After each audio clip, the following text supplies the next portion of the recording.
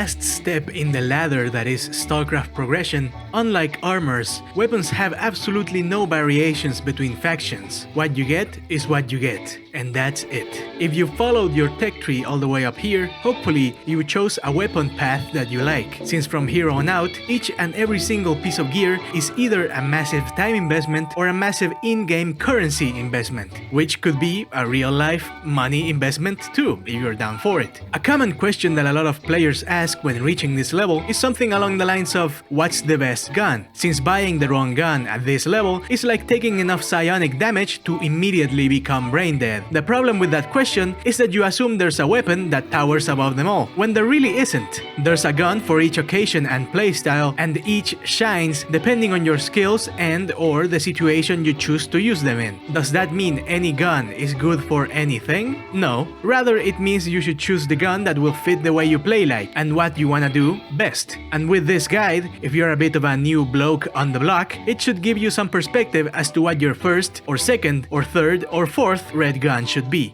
For starters, let me make a term clear: arsenaling. There are specific guns in the game that can receive such an upgrade, now being shown on screen. These weapons aren't all that decent when it comes to combat when you first get them, but they can be upgraded to a more meta state through arson, a technician that can be accessed through a portal in Forge 11 or portals in the Labyrinth, if I recall correctly, unless it's been deleted. Arsenaling a weapon is a whole ass ordeal of its own, since not asking for your usual tools and spare parts, arson will instead ask you to bring random bullshit and garbage in order to get reputation. To arsenal a weapon costs a whole ass 10,000 reputation points. As you can probably imagine, this is a long and arduous process that requires many runs back and forth from base to his place, which does have a bit of a luck factor. The chance of getting killed with a truckload of valuables is always there. This shit may be garbage, but in the amounts that arson demands of you, you'll be hauling hundreds of thousands in your bag with each visit, making you pretty much a loot piñata for enemy players. All of this is to say that when it comes to arsenaling weapons, you better fucking watch out, since you have to keep in mind that not only are these guns mediocre in their base state, to make them good can be a journey of its own.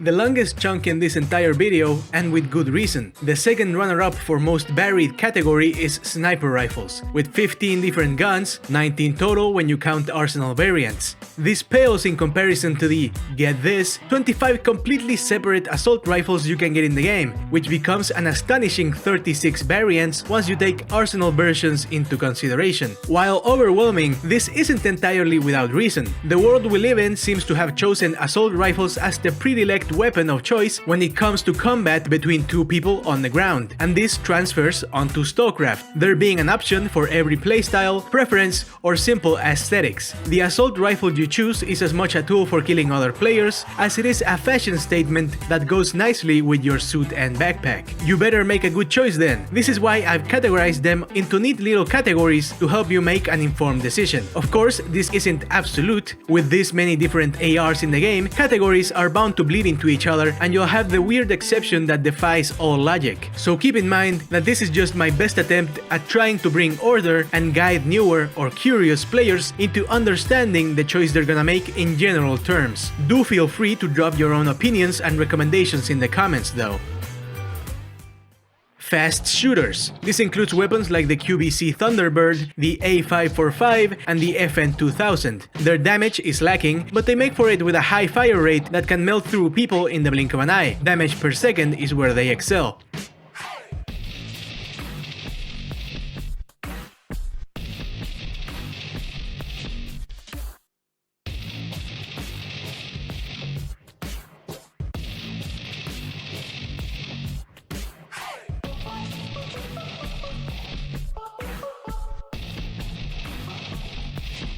If you want a fast shooting AR, the QBC Thunderbird is my gold standard, being the sweet spot between damage, fire rate, controllable recoil, and overall malleability. If you can access it, I definitely try building it, but if you're not the lucky kind to get parts from loot boxes, don't despair, as the A545 shoots even faster while hitting just a little softer. There's also the FN2000, but it's less malleable and doesn't have access to a drum magazine, which obviously makes the A545 the superior option. The HK416 is also fairly decent if you've got the will to arsenal it, both having access to a drum magazine and being decently low priced in the auction house, since in its base state it's just a purple tier weapon.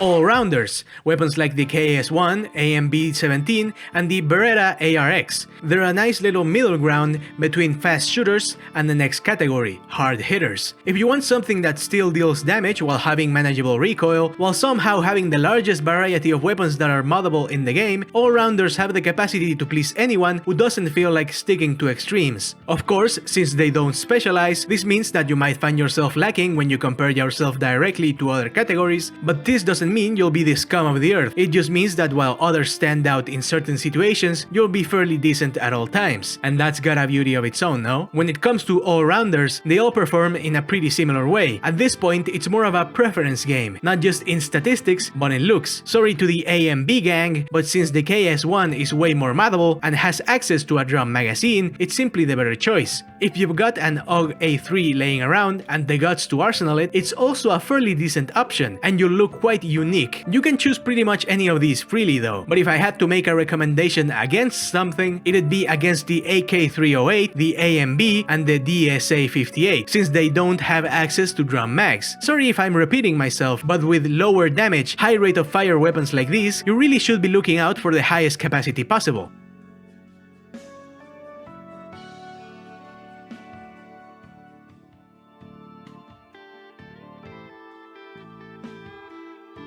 Hard hitters, the ASH-12, AK-15, and MK-47 Mutant. These weapons specialize in walloping like a fucking truck with each slug they throw out. What they got in damage inversely punishes you in the most annoying way possible, recoil and magazine capacity, which, while upgradable for most of these, options are either non-existent or extremely expensive when it comes to making them hold anything more than 40 bullets. The recoil isn't the worst thing ever, but it's still definitely harder to control than the rest of them. The further from your target you get, the harder it'll be to full auto them. While more than decent at medium to long ranges, these weapons are lacking in close encounters when compared to anything that shoots faster per second, since for as much raw damage as they deal, they lack in the rate of fire department. As for hard hitters, if you're a mid-level player, which if you've gotten this far, you're guaranteed to be, I'd recommend going for the AK-15 or the MK-47 if you can manage it. They both hit pretty hard and have a decent enough fire rate. The recoil is harder to manage, but not unfeasible once you get used to them and mod them out. If you think yourself a god among men though, the ASH-12 deals the highest damage out of any assault rifle, while only being upgradable up to 30 bullets, that is. Hopefully, you practiced on aim labs. This weapon can absolutely tear shit up in the right hands, so make sure you're a pro before getting it. Otherwise, you'll end up with an overly qualified PvE gun that gets outclassed by pretty much all other weapons in this area, especially when it comes to damage over time.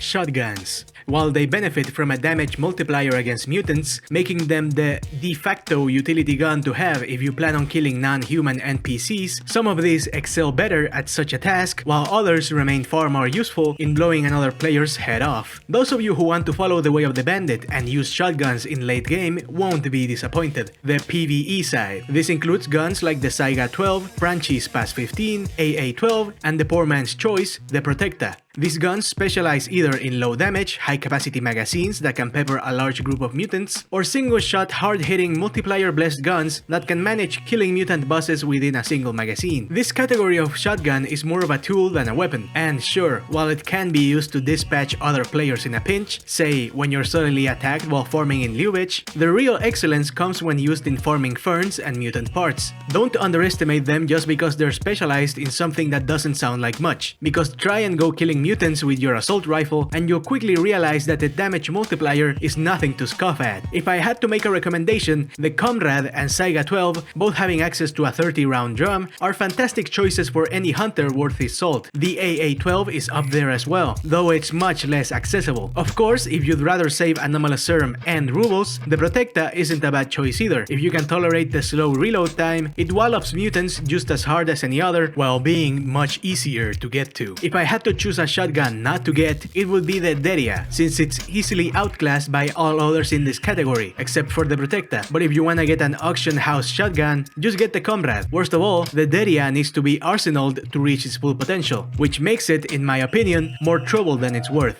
Then we have the PvP side of the spectrum, hosting the Ultima, TOS-84, KS-23, and the cousin it's embarrassed of, the AEK-965. Most of these got nothing to envy the specialized PvE shotguns. They still go far beyond any other weapon class when it comes to mutant damage. They've got massive single shot potential that only becomes more obscene the more you upgrade, and this is why they are PvP guns. While hard hitters, you'll run out of shells before finishing a large group, area damage being the name of the game when it comes to PvE after all. They pay that back in bulk by delivering massive single shot damage to anyone that's dumb enough to get within a slug's reach of you. 2 well-placed shots should be enough to kill any average player, and the number only goes down from there. The shiniest example of this is the KS-23, a 4-round shotgun that has destroyed the Clan Wars meta. If you see a stalker in a speed suit while holding this gun, you better fucking hope he misses. Otherwise, the next microsecond will be your death screen, and there's simply no other way to put it. You will get fucked over.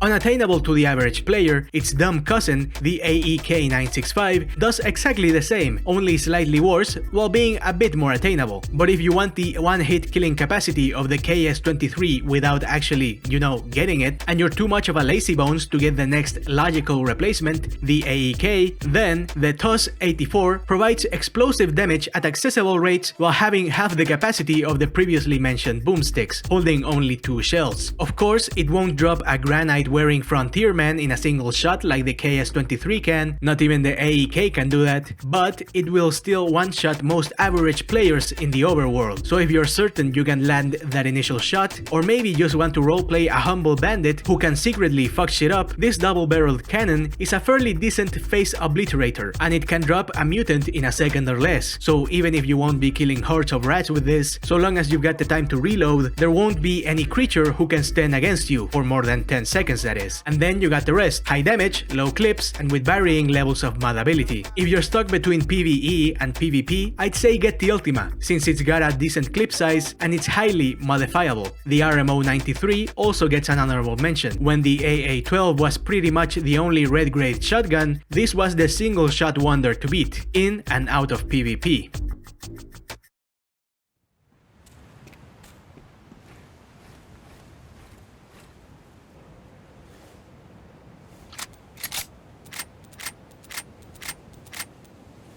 Sniper rifles. For this one, there's a clear split: hard hitters and DMRs. Hard hitters are the type of rifle that you think of immediately when someone says the word sniper rifle. Low fire rate, high damage per hit, and the capacity to hit shots at long ranges without losing damage. The BSS Biclop, L96A1, Chaytak 300, Macmillan, and Carbash. Since they all accomplish similar functions, deciding becomes a battle by statistics. 1-to-1 with high damage but lower multipliers, or the reverse of that. I'm sure you already know this, but I'll say it anyways. This will leave you exposed to close range combat, so if you miss, you better be far away from your target or have a decent sidearm, otherwise you're toast. And then there's the DMRs, which has a meaning of its own, but I'm just using it as a catch-all term for the kind of sniper that doesn't kill in a single shot. These have a faster rate of fire, but don't hit as hard, so you're expected to hit multiple shots, including rifles like the SBDM, MK14, BSSM, and the QBU. You won't have much variety for these when it comes to the arms dealer. DMRs instead can mostly be acquired with raw rubles from the auction house, making acquiring one either a matter of settling for what you can get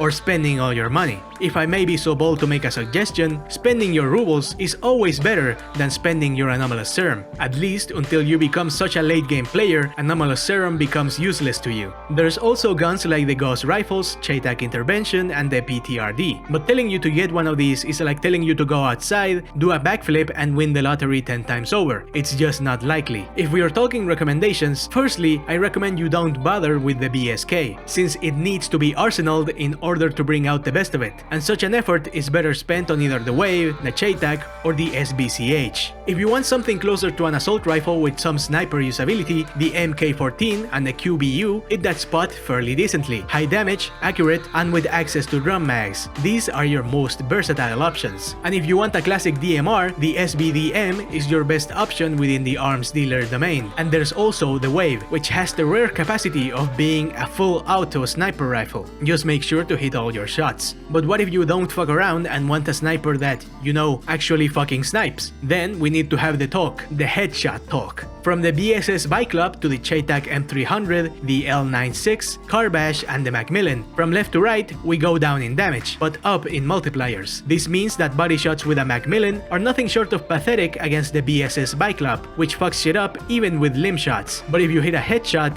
the Macmillan not only outperforms all of them in terms of damage, it clears them so badly it's not even funny. The Macmillan is a headshotter's dream, but if you're not so confident, try the Carbash. If you're even less confident, the L96, and you get the rest. When it comes to choosing a sniper rifle, you really need to look at yourself in the mirror and say, with complete honesty, can I hit a headshot? If the answer is no, just get a DMR. Be honest with yourself, be proud of who you are. Get out of that closet, my friend. The non-headshotting, poorly aiming closet. Speed. I am speed. SMGs. With only 5 examples, SMGs are hard to recommend outright. Shooting speed and damage being in inverse proportions, all of these manage to shoot remarkably fast while having manageable recoil and performing fairly well when shooting from the hip. Sadly, this is where the positivity ends, since there's assault rifles that can already do both of these things while also being, you know, assault rifles. There's nothing that an SMG can do that the A545 cannot. Not to mention, the A545 is far more malleable and has access to a 75 round drum, which none of these do besides the Evo Scorpion. And also, it's a high-tier Clan Wars weapon, so if you're watching this video at all, chances are you can't get it anyways. The only reason I've seen people use the SMGs is when the MP7 first released, buying one being the fastest way to get your ult up to speed with late-game content, which is when the scourge of MP7-toting Ganymede scientists came to tear shit up. But all of this doesn't mean that SMGs are useless, it just means that you need to know when to use them. While most guns reduce mobility by at least 2%, SMGs provide no such debuff, meaning that if you got a speed build and want to push it to the limit when repositioning, an SMG will do you more good than an AR could. Not only that, SMGs have the added benefit of reduced recoil and fire spread, less than half of the recoil of an A545 in some cases. All of them are fairly more accurate guns to spray with than any assault rifle. This means that you can stop and start shooting with far better ease, making an SMG the ideal hit-and-run weapon. Does that mean that you should get a PPK or a Chris Vector instead of an A545? Not necessarily.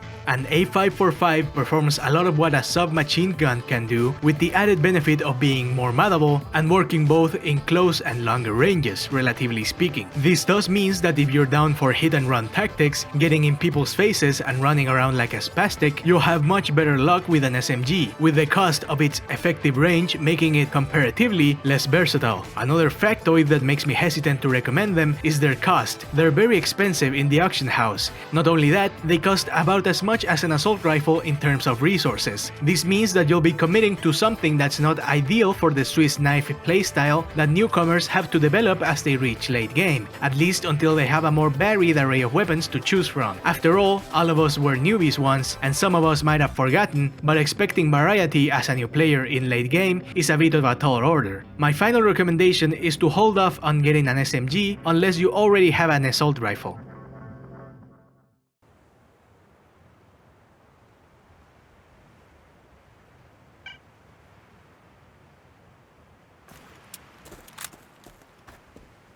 Gangbang! Pistols. Fun fact, pistols at this level are the only master tier sidearms, so if you were hoping for a red sawn-off shotgun or an SMG to bring along with your sniper rifle, you're shit out of luck, pal. Lucky for you, where we lack in variety, we still have the basics necessary for any stalker to have his 3 major pistol food groups: pistols, big pistols, and revolver, singular. For the pistols, we have the OTS Pernash and the Glock 18. If we are talking big pistols, the Deagle, Big Bill, and 6 SOAR provide both a fairly decent rate of fire and damage. These guns are all-rounders. They can be effective in the hands of someone who can hit his shots, and they are not excellent, but they are still pretty good. And lastly, the Lone Ranger, holding it down in the revolver department, the RSH. Boasting a 1.4 headshot multiplier and 140 damage baseline, only real cowboys can make this stallion behave. Then you also got shit like the Inverter and the Gauss pistol, which I've never seen in my life, so I'm just gonna pretend they don't exist. When it comes to recommendations, I feel like dealing in extremes is good when it comes to pistols, unless you're really feeling that Desert Eagle or 6 SOAR. If you fancy yourself the local sheriff who can shoot the wings of a fly at distances unheard of by man, the RSH is sure to reward your skill by giving the highest single shot damage in the pistol realm. A headshot at plus 15, dealing a walloping 250 damage. If you're a more humble type, accessibility should help you decide whether you would rather have the Pernache or the Glock. The Glock has a far higher clip capacity but can only be achieved during the Christmas season, making it a fairly tall order. The Pernache, where it falls in magazine size, absolutely demolishes with 44 damage being its lowest, which makes it comparable and even superior to some assault rifles in terms of damage. If you're at the point of bringing a pistol rather than a smaller shotgun as your sidearm, the Pernache is sure to help you finish up whatever pesky assholes keep dodging your bullets or may come in handy in a pinch against NPCs.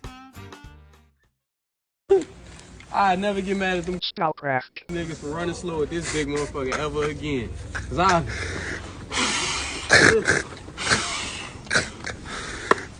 hung. Machine guns. The machine gun group of weapons is very similar to assault rifles. Matter of fact, they're something like a step up from them, since they accomplish many of the same things with a few new considerations to keep in mind. An important thing to keep in mind when talking about machine guns is weight management. While their overall damage can easily equal and surpass that of assault rifles, you must also realize that the lowest magazine size here is 75, so while you'll be doing a lot more damage per magazine, you'll be doing less damage per hit, while also carrying a lot more bullets in your backpack. Sporting some variety, machine guns are extremely inaccessible. You can only get one of them reasonably through the arms dealer, the PKP Peshang, which isn't bad at all, by the way. If you don't want to spend the anomalous serum, you'll either be grinding session battles for a million years for the little boy, which is admittedly a good machine gun that hits hard as fuck, looking for recipe parts for the DSA RPD, which is something of a middle ground between an AR like the AK-15 and a machine gun, or hoping you get lucky with recipe parts from loot boxes, which hold the largest variety of machine guns, unless you're watching this during the Tempered Steel event, in which case you can get a free machine gun by reaching level 500. So get to it. Varying in damage, fire rate and magazine size, machine guns mainly excel at extremely high DPS and damage per magazine. A large magazine capacity, unlike with most assault rifles, means that you'll be able to clear out NPC camps without ever having to reload. This also makes it an extremely attractive choice for signal dungeons and operations, since you'll be able to deal far more damage before having to reload, making machine guns a fairly superior DPS weapon. For PvE NPC content, machine guns are the weapon to beat. I'd recommend you hold off on getting one unless you can get it as a reward from the season pass or from loot box parts. Their use as the NPC killing version of shotguns isn't that big of a deal, and while useful in PvP, you'll be trading away your mobility, with most machine guns reducing your movement speed by at least 6%. Not only that, while you have the capacity to lay prone to reduce recoil, this means that most of the time you'll be trying to tame a wild bison whenever you try to spray while standing, which makes it harder to control at medium ranges. And if you wanna spray at close ranges, well, that's what SMGs are for, no? All of this combined with the fact that you'll be spending more of your weight budget on hundreds of rounds make machine guns a fairly low priority on my list. If you're stuck between the PKP and an assault rifle, get the assault rifle. That's what I'm trying to say. And if you want a large magazine capacity for operations, then get an assault rifle and put a drum mag on it. You'll get far more bang for your buck out of it.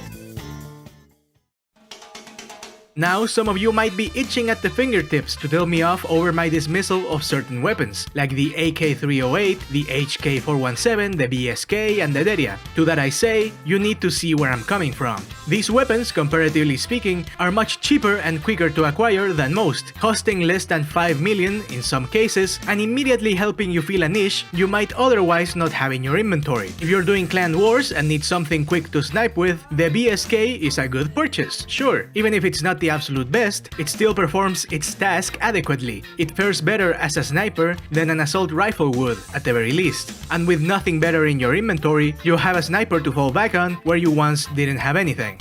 If you get to late game without a master tier shotgun, which may sound weird since everyone and their mother seems to have an AA-12 nowadays, the Deria can grant you a quick jump to a more comfortable farming without spending anomalous serum. In that same vein, the 308, the 417, and the Scar H aren't bad at all. I know for a fact that I've seen plenty more of these ever since I started doing clan wars, and in the hands of a good player, they're just as good if not better than any other assault rifle. And this is why exactly I don't recommend these. I consider them to be noob trap weapons, because sure, they're good in the hands of a player that knows what they're doing, but due to their low price that might make them more accessible than say the grind of your typical more meta weapon, it's far more likely this will end up in the hands of an unwitting new player that, after saving up money for a bit and with bright eyes as he stares at the auction house wondering just what weapon he will get next, unknowingly they will buy one of these and get themselves a one-way ticket to master tier lobbies where they will get thrown around like a piece of soap in prison. I'm not saying these guns are objectively bad, but I will warn people away from them, at least until they know enough about the game to disregard my words and know what they're getting into.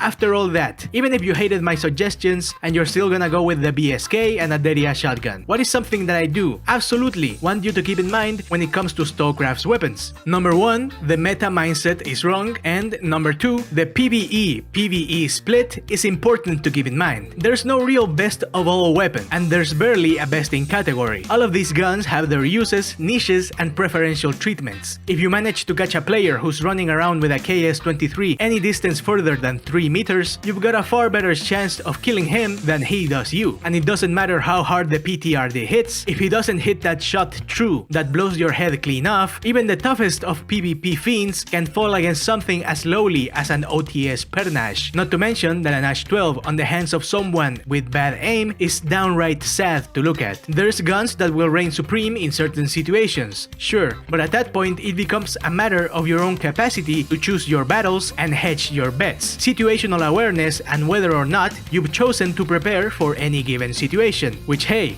if you haven't, there's no shame in that. It's not like we are geniuses or capable of seeing the future. It's not realistic to expect all players to always know what to do in any given situation and to have the right gear for every single type of fight, but what you can do is stack things in your favor. Simply put, if you want a fair shot at winning, the first thing you need to do is be informed as to how you can win in the first place.